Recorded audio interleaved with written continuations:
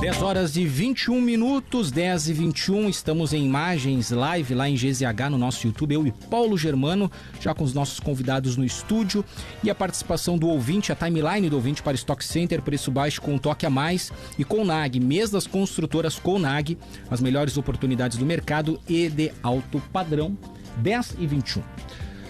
Como falamos antes do programa, está na pauta do Supremo Tribunal Federal hoje, um assunto extremamente importante, que trata sobre a posse individual de drogas, que pode deixar de ser crime. Os ministros do Supremo vão decidir se a lei de drogas, que considera crime adquirir, guardar e transportar entorpecentes para consumo pessoal, é constitucional. Como falou o PG um pouco antes, 3 ministros já apresentaram seus votos, e esse julgamento ele está suspenso desde a morte de Teori Zavascki, né? Estava com ele o pedido de vista, isso, e daí mesmo. Com tudo isso acabou parando e será retomado agora. E lembrando, Paulo, que lá em 2015 o relator do caso, o ministro Gilmar Mendes, votou por descriminalizar o porte em qualquer quantidade de qualquer droga, né? E aí os 2 ministros que votaram depois dele, o ministro Luiz Edson Fachin e o ministro Luiz Roberto Barroso, votaram pela descriminalização apenas do porte de maconha. E o ministro Barroso, inclusive, determina ali, sugere uma quantidade de até 25 gramas, né, de maconha. Lembrando que esse julgamento começa por causa de um caso que ocorreu em São Paulo, em que um homem foi condenado pela Justiça Paulista por portar 3 gramas de maconha, né? Então, a partir desse julgamento do Supremo Tribunal Federal, passa a se ter uma jurisprudência, enfim, e isso passa a repercutir em todos os julgamentos futuros. Conosco no estúdio, Dr. Sérgio de Paula Ramos, psiquiatra e psicanalista, especialista em dependência química e membro titular da Academia Sul Rio Grandense de Medicina. Bem-vindo ao Timeline, Dr. Sérgio, tudo bem? Bom dia a vocês todos, bom dia aos ouvintes. Para mim é um prazer estar aqui. E eu estava me lembrando que a primeira vez que eu vim aqui foi a convite do Lauro Quadros, que deve estar ouvindo o programa, e eu quero por aqui mandar um abraço a ele. Certamente, está sempre na escuta da Gaúcha. E a doutora Laura Hipólito, que é advogada, pesquisadora de pós-doutorado pela Universidade Federal de Juiz de Fora, doutora em Ciências Criminais pela PUC, com doutorado justamente que versa sobre política de drogas. Doutora Laura, bom dia, bem-vinda ao Timeline. Bom dia a todos e a todos os ouvintes. Obrigada pelo convite. Acho que vai ser muito interessante a gente poder falar um pouquinho sobre essa questão que é tão relevante no nosso país. Pois é, qual é a ótica, doutor Sérgio, começando pela área da saúde, tratando o senhor como psiquiatra e psicanalista, esse tema? Eu tenho a impressão que a gente precisa reconhecer que o problema das drogas é um problema muito complexo. E você olhando o mapa mundi, você não fica contente com nenhum tipo de política praticada até hoje, né? Quer dizer, se você criminaliza, você baixa o consumo. Isso é uma coisa que nós podemos discutir ao longo do programa, né? Tem um conceito meridiano em dependência química, que é você baixando a percepção de risco, o consumo aumenta. Essa é uma coisa que resiste a qualquer cenário, sempre está isso aí. Ou seja, quando criminaliza, a percepção de risco do possível usuário é maior e o consumo diminui. Tá. Prova disso é que todos os lugares que houve um relaxamento das restrições legais ao consumo de maconha, Portugal, Uruguai, alguns estados americanos, o consumo quase dobrou, tá? E desesperançadamente o crime não diminuiu, né? Então é um problema muito complexo. Por exemplo, o Uruguai, que é o nosso vizinho, né? Todos conhecemos o Uruguai, curtimos o Uruguai, né? Há muitos anos eu passo férias em Punta del Este. Mudou para bem pior depois que houve a legalização. Isso é uma coisa que se observa na rua. Né? Então eu acho que nós estamos começando um debate onde não tem resposta fácil. É um assunto muito complexo, porque o que está acontecendo em Portugal? Vamos exagerar, eles esvaziaram os presídios e superlotaram os serviços de atendimento médico. Então aquela superpopulação que estava num lugar agora está no outro, mas não resolveu nada. Desculpa, antes de passar para a Laura, Paulo, só para a gente fechar esse raciocínio, a partir do que o senhor está dizendo, doutor Sérgio, então a descriminalização do porte de drogas para consumo individual, o senhor, em princípio, seria contra por dar uma percepção menor de risco e, portanto, pode aumentar o consumo. Não se trata de ser contra nem a favor, mas a função do médico, eu entendo, não é ditar uma política. A função do médico é dar informações para quem faz a política, né? Olha, se você for por aqui, o resultado vai ser esse. Se você for por aqui, o resultado vai ser aquele.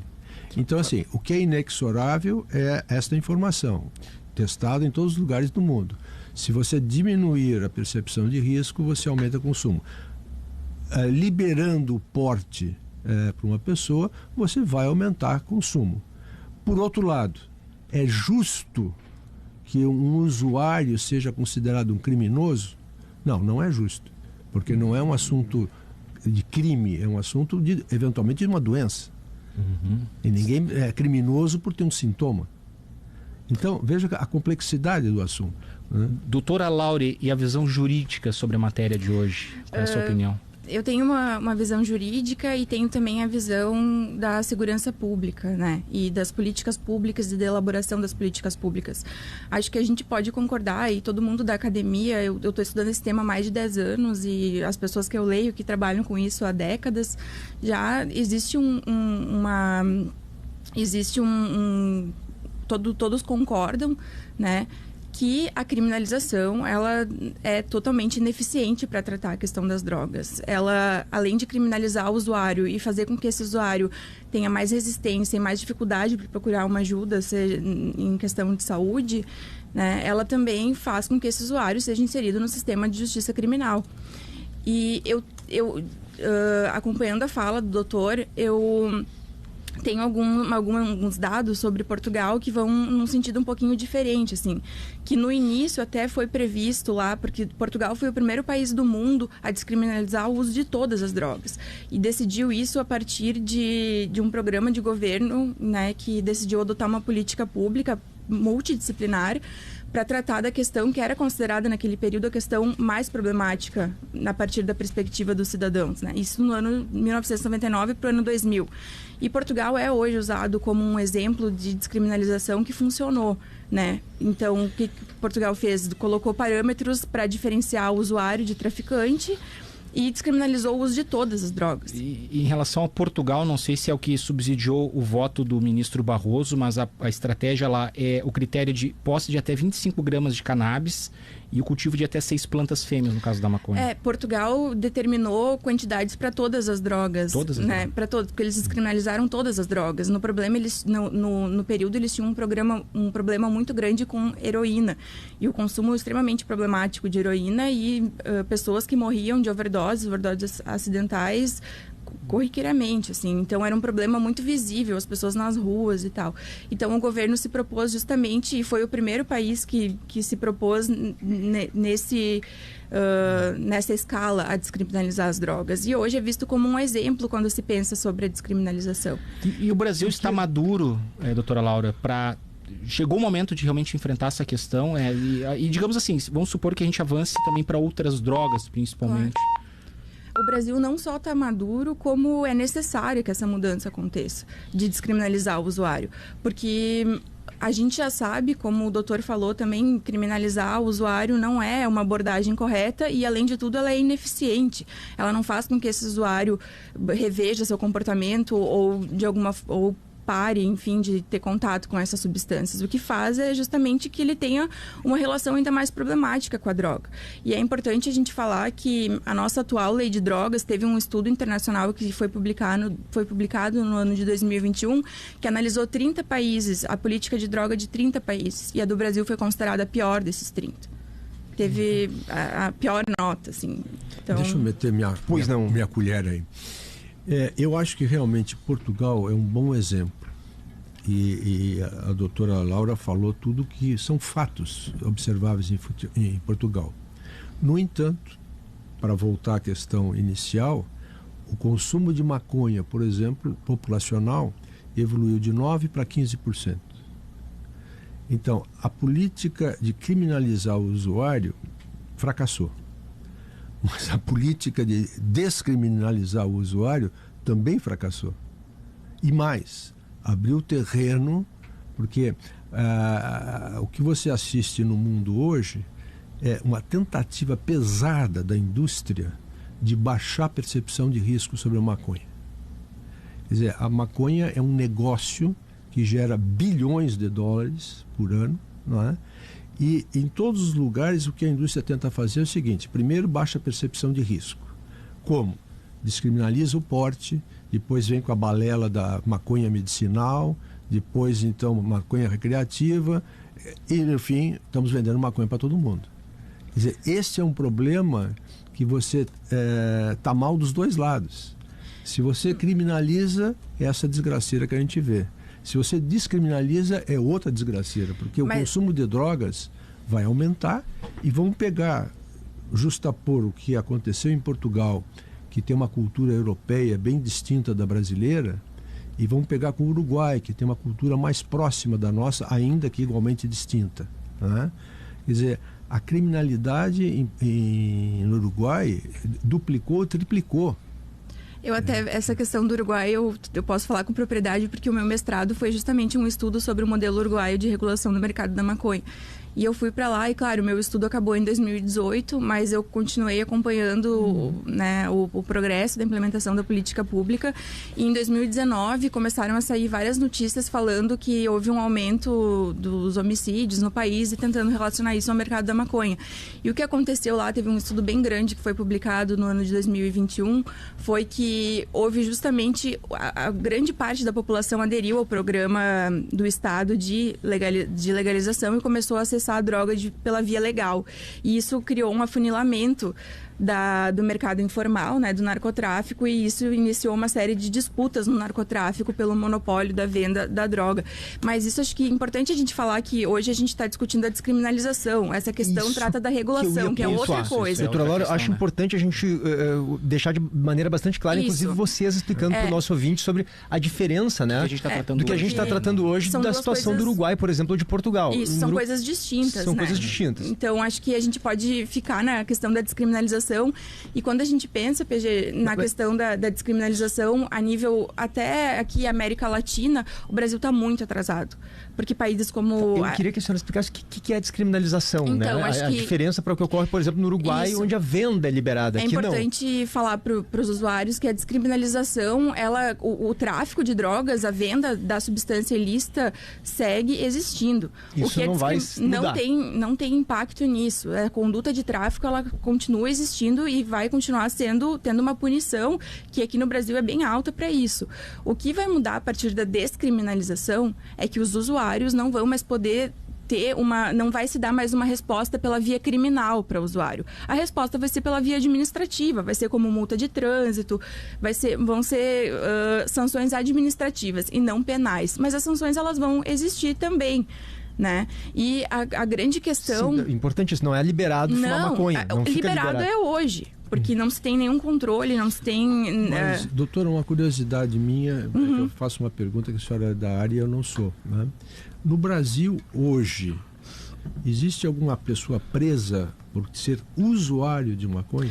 A lei brasileira mudou em 2006, né? A nossa atual lei de drogas é de 2006 e ela foi criada justamente para criar uma diferenciação entre usuários e traficantes, né? Só que o que aconteceu na prática? A lei atual de drogas é a lei que tem a maior responsabilidade por encarcerar pessoas no Brasil. E o Brasil hoje tem a terceira maior população carcerária do mundo, atrás apenas dos Estados Unidos, né, que tem toda uma questão de segurança pública, de encarceramento, e da China, que tem 1 bilhão a mais de pessoas do que o Brasil. Então, no Brasil, não se prende hoje o usuário, né? A lei de 2006 despenalizou o consumo. Isso significa que não existe mais uma resposta penal para os usuários. Só que quando a gente analisa, e daí vem o meu trabalho de doutorado, até o meu TCC e outros vários trabalhos aqui no Brasil já trataram dessa questão, é que pessoas são encarceradas por quantidades muito pequenas de droga. Por exemplo, são consideradas, quem faz essa primeira diferenciação entre traficante e usuário é o policial, que está ali na ponta, né?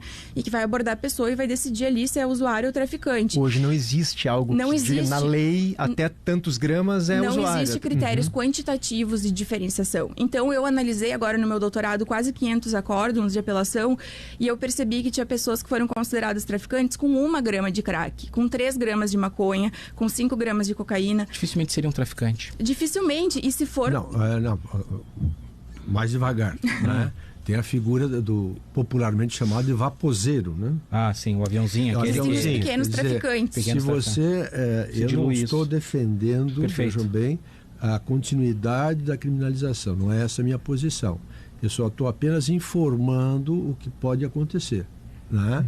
Quer dizer, o que vai acontecer se você fixar uma quantidade é que o traficante vai instruir o seu funcionário da ponta, né, a levar a pouca quantidade no bolso, vende aquela, vem buscar mais, vende aquela, vem buscar mais. A questão é... Só completar, doutor. E o que nós temos na prática no Uruguai? Dado que eu peguei hoje de manhã, porque eu sabia que eu vinha para cá, né? De cada 3 usuários de maconha no Uruguai, apenas 1 se abastece da rede legal. E é um ponto que eu ia citar, né? Um dos reflexos da questão uruguaia hoje é o volume de drogas apreendidas da maconha muito maior no Rio Grande do Sul, que a gente é rota, né, do Paraguai, Bolívia, lugares. Mas a gente apreende aqui no Rio Grande do Sul o prensado paraguaio. Né? 80% do prensado paraguaio que é produzido no Paraguai vem para o Brasil, 15% para a Argentina e 5% para o Uruguai. E esse prensado, Brasil, então. Esse prensado paraguaio não é proveniente do mercado legal lá do Uruguai. E procede a informação... Não, eu digo para abastecer justamente esse mercado ilegal uruguai, né? Claro. Com a desculpa de que está liberado, não passa. E o Rio Grande do Sul, o Brasil, mais especificamente, não é mais o destino final disso. É só rota para... Não, até eu queria saber da doutora se ela tem informações...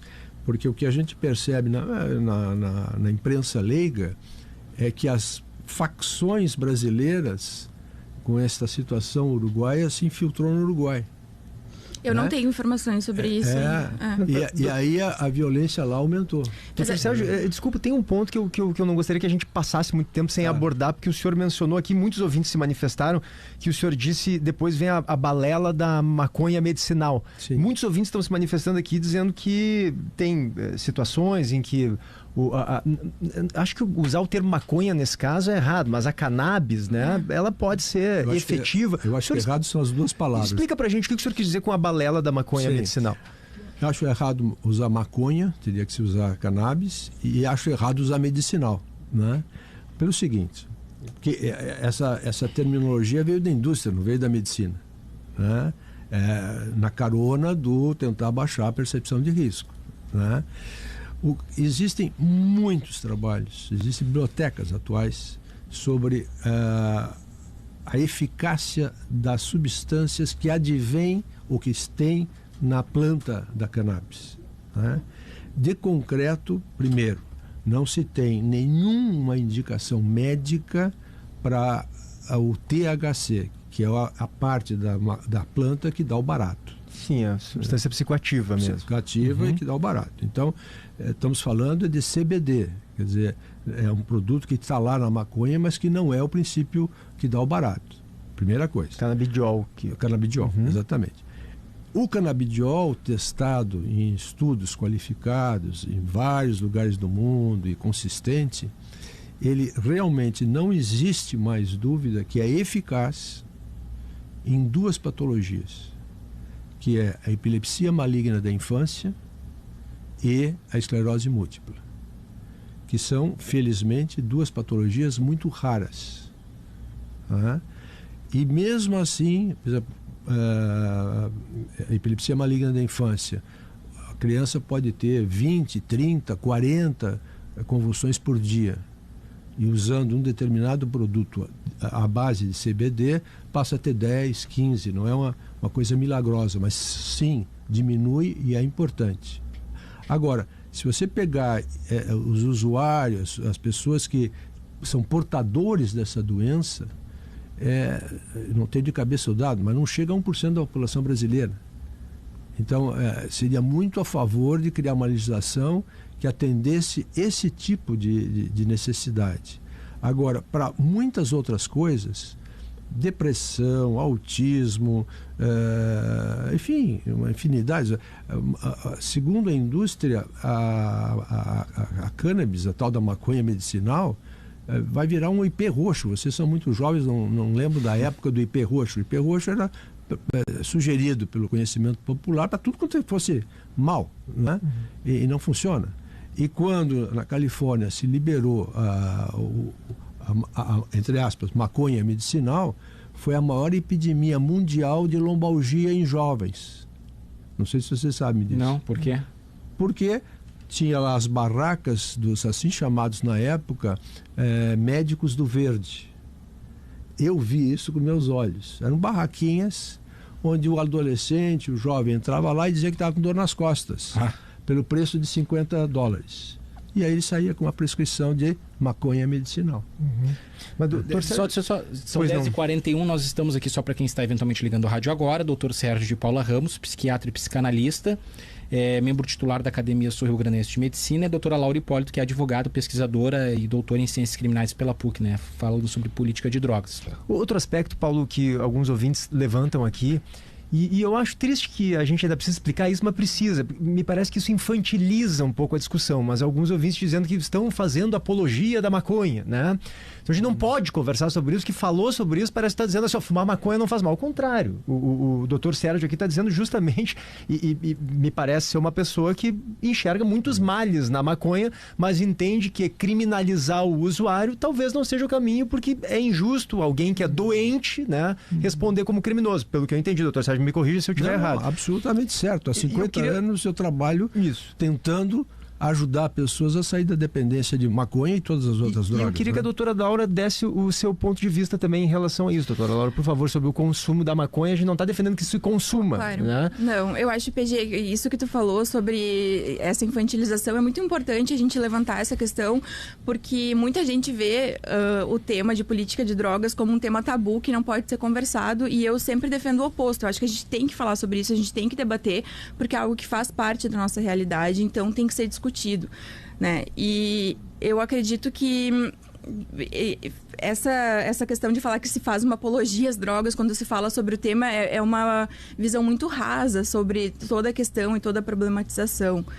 Né? E voltando para a questão agora um pouco mais jurídica da descriminalização, que hoje o STF à tarde vai retomar esse julgamento, né? O STF está julgando justamente a inconstitucionalidade do artigo 28, que é o artigo que trata da posse e porte para consumo pessoal. E por que inconstitucionalidade? Né? Porque o Estado não pode legislar na vida particular e íntima da pessoa. A pessoa tem o direito de optar o que ela vai colocar no seu corpo e de que maneira ela vai viver, enfim, a sua vida particular. E acho que é importante a gente levantar uma coisa que acho que agora pode ser que seja um pouco polêmico, e vamos ver pelas mensagens que tu receber. Vai ser, não te preocupe. Mas a gente precisa fazer uma diferenciação, e isso é uma diferenciação que é feita, pelo menos, principalmente quando se trata de políticas de redução de danos em matéria de política de drogas, é que nem todo consumidor é um consumidor problemático de drogas. E a gente precisa fazer essa distinção. Nem todo usuário de drogas é um usuário problemático. Existem pessoas que passam boa parte da vida fazendo um consumo recreativo e não problemático de substâncias, como acontece com o álcool.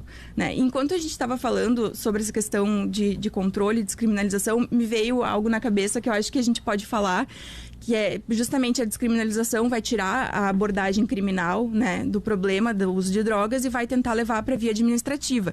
E o Brasil é uma referência mundial nesse ponto quando tratou da questão do cigarro. A gente sabe como era há 20 anos o uso do tabaco no Brasil e como é hoje. Existe um número muito menor de pessoas que fumam. E como se tratou essa questão? A partir de uma perspectiva que não foi para via criminal, uma perspectiva administrativa, restringindo o acesso, dificultando o acesso. A gente sabe que restringir o acesso é algo que funciona muito, restringir as áreas de consumo que a pessoa pode consumir, né? Mas tem um ponto que a senhora tocou e gostaria que o doutor Sérgio também comentasse, Paulo, que é o seguinte, a senhora falou, doutora Laura, sobre o usuário.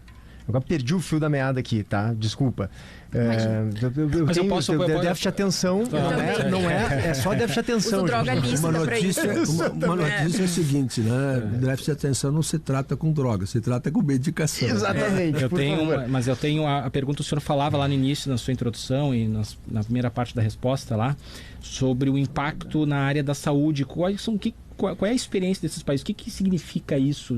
Há uma superlotação e são problemas de que natureza? Deixa eu te dar um exemplozinho simples. Vocês vivem noticiando com toda a razão que as nossas emergências estão lotadas. Bom, em todos os lugares que descriminalizaram o uso, o nível de psicose infantil por ingestão acidental, mas foi um fato assim que chamou a atenção do pessoal que trabalha em pronto-socorro na porta. Tá? Só um exemplo simples, quer dizer, acidente por uso, quadro psicótico por uso acidental. Por crianças. Por criança. Basicamente, uma experiência muito similar hoje à questão do porte de armas. Por exemplo. Tem uma arma em casa. A outra coisa que disparou foi acidente de trânsito. Né? A maconha relacionada, não estou falando de álcool relacionado. Né? Então, eu dizia na minha introdução que esse problema é muito complexo. Você, em nenhuma alternativa até hoje, você acerta. Né? Por exemplo, a doutora Laura falou uma coisa que é absolutamente correta. É possível, vamos pegar o álcool como um modelo para a gente pensar, porque é um modelo mais popular. Né? É possível a pessoa passar a vida bebendo uma pequena quantidade de álcool e isso não vai ser problema nunca. Né? Mas, de cada 5 usuários de álcool, 1 se torna doente. E não vem na testa quem vai ser a pessoa. Né? E a doutora Laura fez muito bem em evocar o exemplo do tabagismo, que no mundo olham até com inveja do Brasil, porque foi um programa que deu certo. Né? E o que nós fizemos? Nós aumentamos a percepção de risco. Fazendo o quê? Tudo isso que a doutora Laura falou. Quer dizer, proíbe aqui, proíbe lá, proíbe lá, proíbe lá. E deu certo. Agora nós estamos querendo baixar a percepção de risco. Ok, é lógico, me parece justo, mas tem problema. Eu lembrei do ponto que eu ia lembrar aqui e me esqueci na hora, doutora Laura. A senhora estava falando sobre legislar que o Estado não pode ou não deve legislar sobre a vida privada, né? Portanto... eu gostaria... Pois é. Eu gostaria de bater a minha peninha. A impressão que eu tenho é que algumas drogas mais pesadas, né, como cocaína ou até heroína, pode-se levantar o argumento de que ao liberar, né, para o usuário usar, para o consumo próprio, isso tem um impacto na saúde pública. Ou seja, tem um impacto coletivo que vai além do impacto no usuário, né, da vida privada dele. Concordo totalmente com o que você está dizendo. A lógica que a doutora Laura comentou é consequente. Quer dizer, o Estado não pode se impor a legislar sobre a individualidade da pessoa. Perfeito. Desde que se decida de antemão quem é que vai pagar a conta. Porque Exato. Você vai consumir na tua casa, privadamente, sem nenhum problema legal, mas depois, quando estourar a bomba, você vai no serviço público pedir socorro. É que a grande questão é que, juridicamente, e é isso que os ministros do STF vão votar hoje, a gente não pode culpar a vítima pelo problema da pessoa que está cometendo. Essa é uma questão jurídica. Não tem como a gente criminalizar, mas né, não tem uma como, conduta. doutora, eu concordo com a senhora. O tipo penal que é protegido, né, a partir da criminalização daí do tráfico que vai seguir é justamente a saúde pública, PG.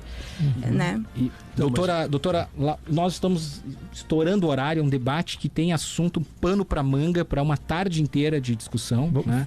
Só para resumir, desculpa, Paulo, pelos dois, o Supremo Tribunal Federal deveria descriminalizar? Decidir pela descriminalização do uso, pelo menos de maconha em uma quantidade pequena. Isso. E eu acho que um exemplo, voltando novamente o que a doutora Laura falou, pode-se olhar a legislação portuguesa. Eles têm lá um termo que até a doutora Laura depois pode explicar quando acabar o programa para mim, o que é contra-ordem. Um verbete da jurisdição portuguesa. Quer dizer, não é um crime, é uma contra-ordem. Doutor Sérgio de Paula Ramos e doutora Laura Hipólito, muito obrigado pelo debate e a discussão extremamente qualificada a propósito desse tema, né? Muito importante para toda a sociedade. Altíssimo nível. E a partir do que ficar decidido hoje, podem retornar. Fica o convite aí. Não me convide que eu volto. Eu também, com certeza. 10h50 a gente vai ao intervalo para Cadeiró de Mobiliário para Inquietos. 10h50 já voltamos.